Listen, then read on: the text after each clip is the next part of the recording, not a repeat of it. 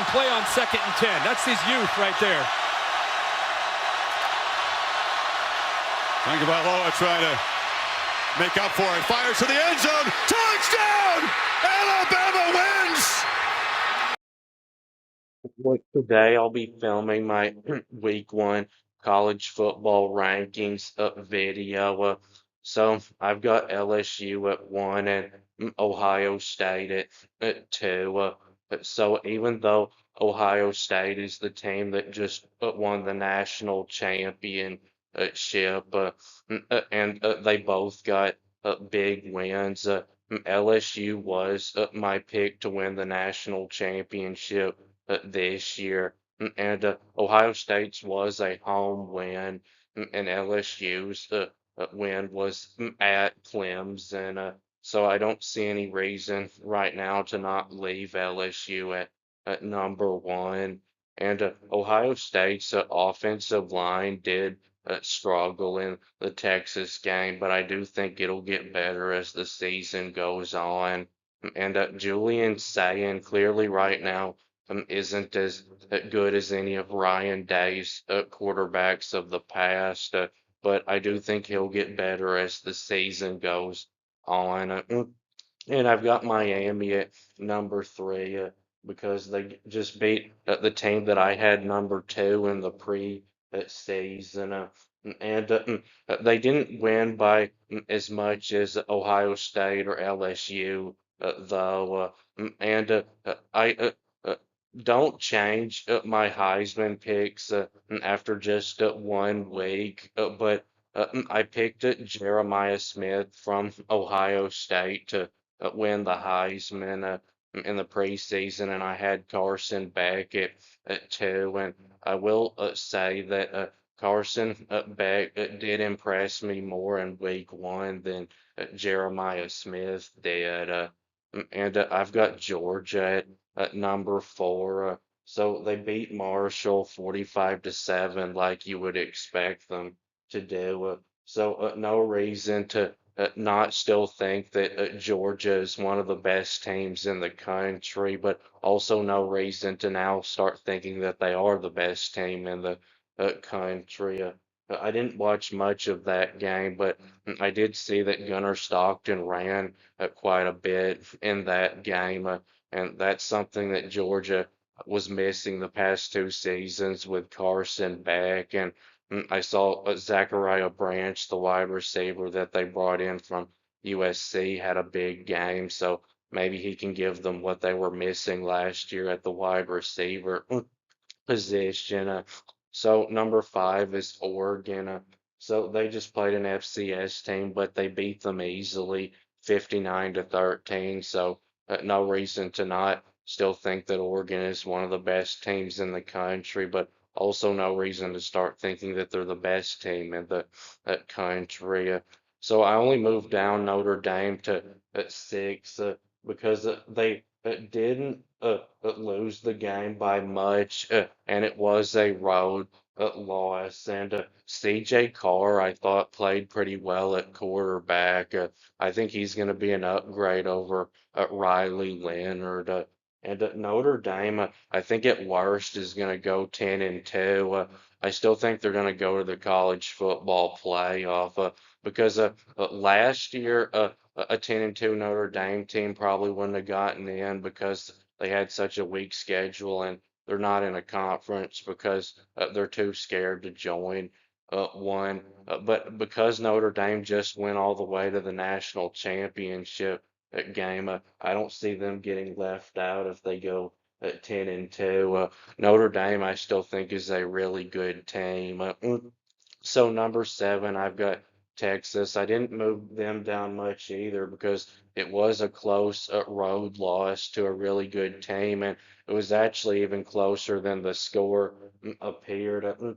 Because there was a time where it was 4th and goal, and Sarkisian made the dumb decision to go for it, and they didn't get it. And then later on, they were behind 14-0, and it was 4th and 3 at the 9. So then Texas was forced to go for it, and they didn't get it. But had he kicked the field goal earlier, they wouldn't have had to have gone for it. And then when they got their touchdown later on, they would have went for two with a chance to put it into overtime. And at worst, they would have only lost the game by 2 points. Texas's offensive line did really struggle in that game, but I think it'll improve as the season goes on, and so will Arch Manning, I think, and I think Texas will be fine offensively. So number 8, I've got Penn State. They beat up on Nevada 46-11, like you would expect them to do. So no reason to not still think they're one of the best teams, but also no reason to start thinking that they are the best team. So number 9, I've got Clemson. So even though Clemson lost at home in a game that they were the favorite, and you've got to remember that 1 year ago in the opener, Clemson lost to Georgia 34-3. So their defense is already looking better than last year, and even though their offense was pretty much non-existent in this game against LSU, it was pretty much non-existent in that Georgia game last year, and their offense ended up finishing in the top 10. I still think Clemson's going to put up a lot of points this year, and I still think that they're a top 10 team in the country. So number 10, I've got Texas Tech because they were my preseason pick to win the Big 12, and they only played Arkansas Pine Bluff, but they did beat them 67-7. So no reason for me to change my pick right now. And then number 11, I've got Iowa State, a team that I picked to win 10 games and has gotten off to a good start, getting what at least you would think is a pretty good win over at Kansas State. Even though Kansas State did struggle against an FCS team last week, and then Iowa State played an FCS team and last week and won 55-7. So number 12, I've got Ole Miss. So they just played Georgia State, but they beat them no problem, 61-7. So no reason to start thinking that Ole Miss is great, but also no reason to start thinking that they're not any good. And then 13, I've got Utah, a big win over UCLA, 43-10. Now I know that UCLA is garbage, just like their new quarterback Nico. I'm about to leave you. I'll start calling him. I'm about to leave you again because he's no doubt going to leave UCLA too.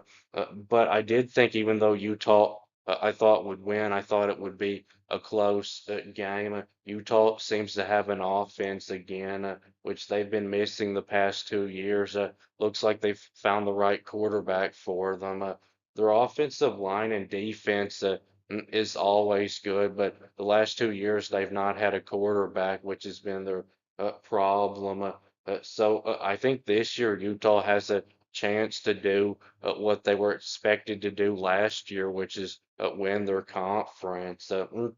And number 14, I've got Louisville, a team that I was high on in the preseason. They just played an FCS team and they did score 51 points, so their offense didn't let down. But they gave up 17 points. And if you only gave up 17 points to a Power 4 team, it'd be considered really good defense. But to give up 17 to an FCS team is kind of concerning. And 15, I've got Oklahoma. So they just played an FCS team, and defensively, they gave up 3 points only, which you would expect them to do. But no reason for me to now start thinking their defense isn't still really good. And offensively, they got off to a slow start, and they scored 35 points, which would be good if it was against the Power 4 team, but that's not very good against an FCS team. And it's not like they scored a whole bunch early and then quit trying. It took them till nearly the end of the game to get to 35. But a lot more will be known about Oklahoma next week when they play Michigan. And then 16 is SMU. they just played an FCS team, but they took care of them okay, beating them 42-10. So no reason for me to change my opinion on SMU right now. 17, I've got Missouri, a team that I think is going to be pretty good. They only played at UCA, Central Arkansas, but they destroyed them 61-7. So no reason for me to think that I've overrated them right now, but also no reason for me to think that they're even better than I thought that they're going to be. So number 18, I've got Illinois, a team that I had in my preseason top 25, and the AP had ranked 12 in the preseason, and they didn't have any reason last week for me to no longer think they're going to be a good team. They just played an FCS team, but they took care of them easily, beating them 52-3. Now, a lot more will be known about Illinois next week when they play Duke. So, number 19, I've got Michigan. I moved them down some. They played New Mexico, a group of five team, and they weren't able to blow them out. They won 34-17. Now, I didn't expect Michigan's offense to do a whole lot in this game because they have a freshman quarterback making his first ever college start. But defensively, I would have thought they would have been able to do better because of how much talent they've got on defense. But a lot more will be known about Michigan next week when they play Oklahoma. So number 20, I've got Arizona State. They just played an FCS team and they were disappointing too. They weren't able to blow them out, only winning 38 to 19. And then 21, I've got Duke, a team that I was high on in the preseason, but they were a little disappointing in their opener. They just played an FCS team. They won 45 to 17. And the concern with that is the defense giving up 17 to an FCS team. And Duke's defense is why I was high on them in the preseason because they have so much back from what was a good defense last year. So number 22, I've got Georgia Tech, a team that in the preseason I thought was going to have a good season.